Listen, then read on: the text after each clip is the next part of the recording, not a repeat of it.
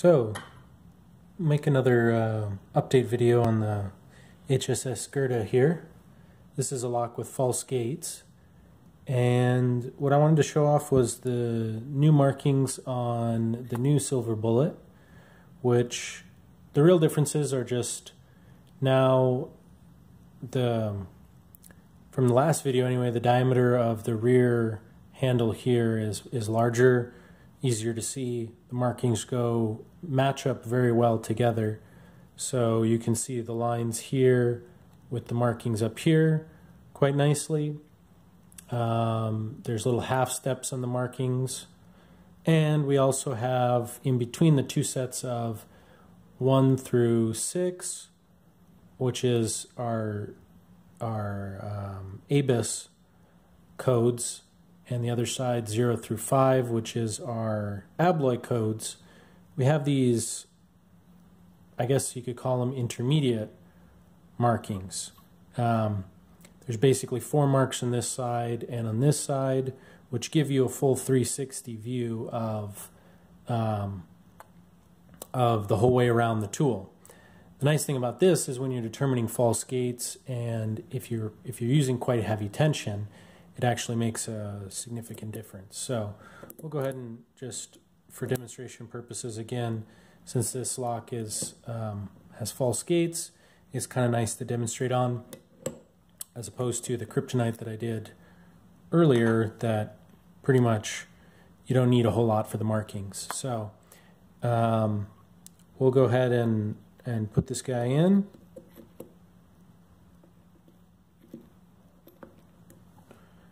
And hopefully you can see that. So yeah, now when we're picking, we can decide, do we want to use abloy, or, you know, if you're in between a spacer, you can spin it all the way around, or our ABIS markings.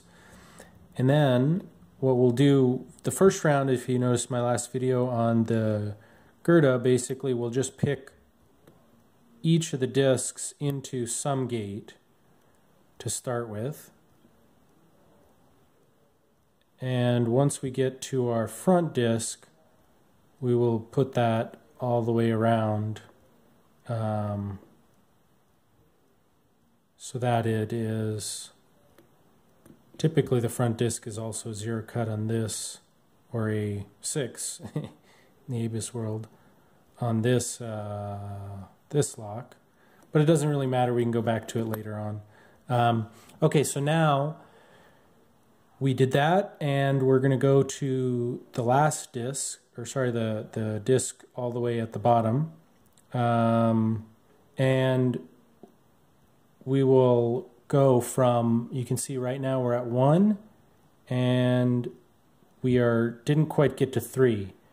So it basically 1 to 1.5, or not even 1. So that's on this lock you should at least get 2. If you have no tension on it, you'll get exactly 2 when you're decoding the lock. So that's the gap of a true gate. So we're not quite there. We're definitely on a false gate. So we can rotate it. Now we're at 6, 3. So that's definitely well, you know, 5.5 and 3. So basically we're at just a little bit more than 2, which makes sense for a true gate. So you can see we do that for basically everything. 2 to, you know, you could call this 1 past 0, you know, 1 past 1 or 0. So not quite 2. So again, we'll put it over to the next one. We'll get 6 to 2 almost. Not quite, but basically we're getting a little bit over, or almost 3 there. So this one also we're at 4 to 1, more like 1.5 to 3 point something.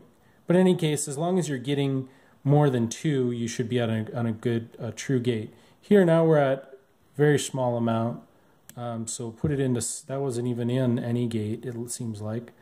Okay, so now we're just a little bit under 2. So you can see there is 1, or a little bit over 1, I guess I would call it, 1.25, and not quite 3, so 2.75. So we're definitely on a false gate.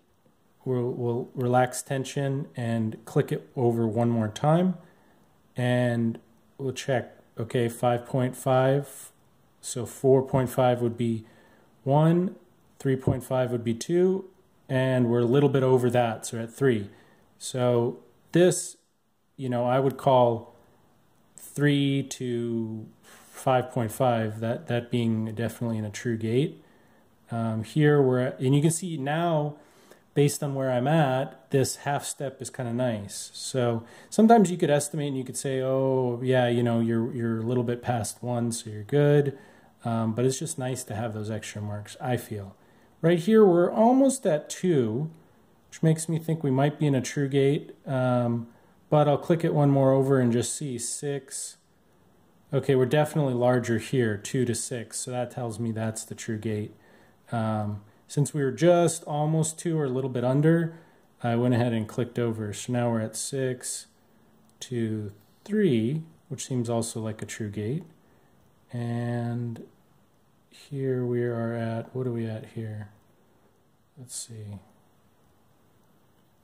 This also seems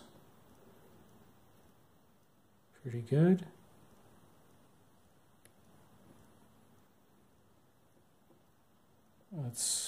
We'll probably just go back through.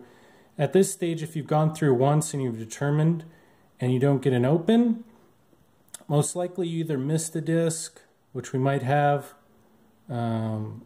or you may have just bumped a disc as you go through and you thought it was in the right place, but it's not. So we'll just go through one more time.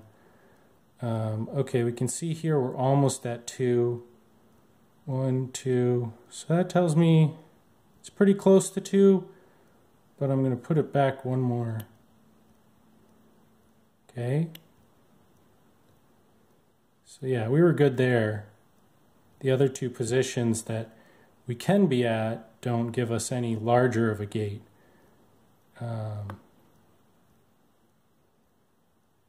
Okay, we definitely need to go somewhere. Okay, we're good there. Good. Good.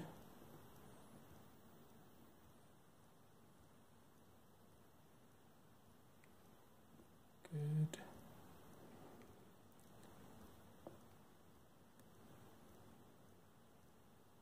3 and 5. Okay, so this is definitely one that either got out of place or just not in the right place. So we'll move it, move it.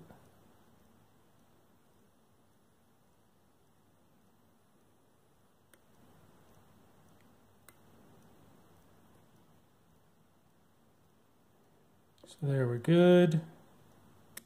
And there we're open. So you can see basically how determining when you're on a false gate, and this is a lot easier when you have the tool a little bit better in front of you rather than working around a camera, but I hope that illustrates how the markings work, and I hope the markings were easier to see on camera this time than they were before. As always, look for new videos out. I'll have probably going to be coming out with the alloy that you can pick with this lock, which this is a disc lock non-pro. So if you see that keyway for an alloy, the silver bullet in its standard form will pick it. And I've picked this one before. It's not all that easy to pick by comparison to other locks, which should be expected for an alloy, but is definitely pickable. You have any other really disc lock that is centrally designed can be picked by the standard silver bullet, and go from there. Okay.